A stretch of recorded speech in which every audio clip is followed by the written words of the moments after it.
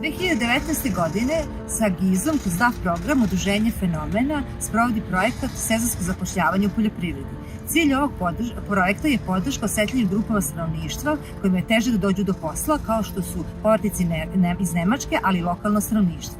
Posebna pažnja je usmjerena na regione gde postoji veći broj povratnika iz inostranstva, obzirom da je fokus projekta pre svega na reintegraciji povratnika.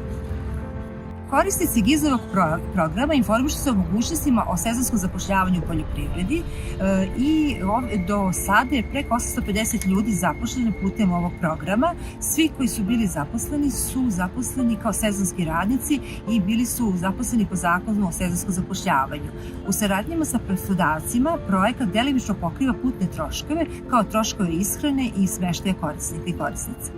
Za 4 godine koliko ovaj projekat traje, oko 850 ljudi je zaposleno, međutim interesovanje je bilo mnogo veće.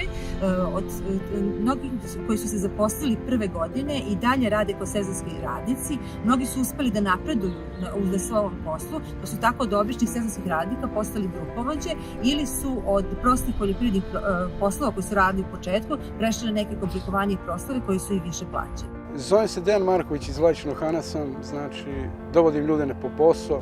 Sve zavisno od posla kog se radi i tako. Pa radim već od 2019. Čuli smo za organizaciju Maming, tada je bila neka firma. Preko GIZ-a smo se prijavili, na Krastavici smo tada počeli prve godine. Mi zavisimo od ovoga.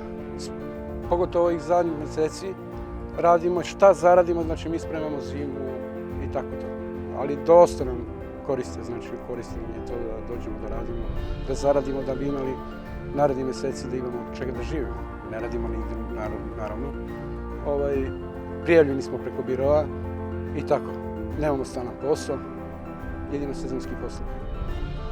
Kao običan radnik se radi. Nakon toga, poslovođe su me predložile za grupovođu, što ja o tome nisam imao pojma, iskreno.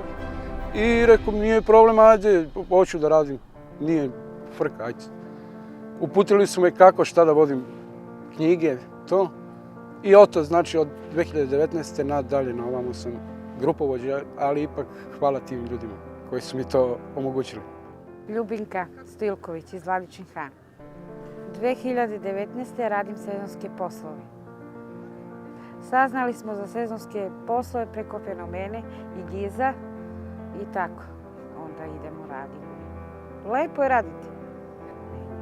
Menja život. Kad sediš i nema od nigde ništa, onda to nije dobro.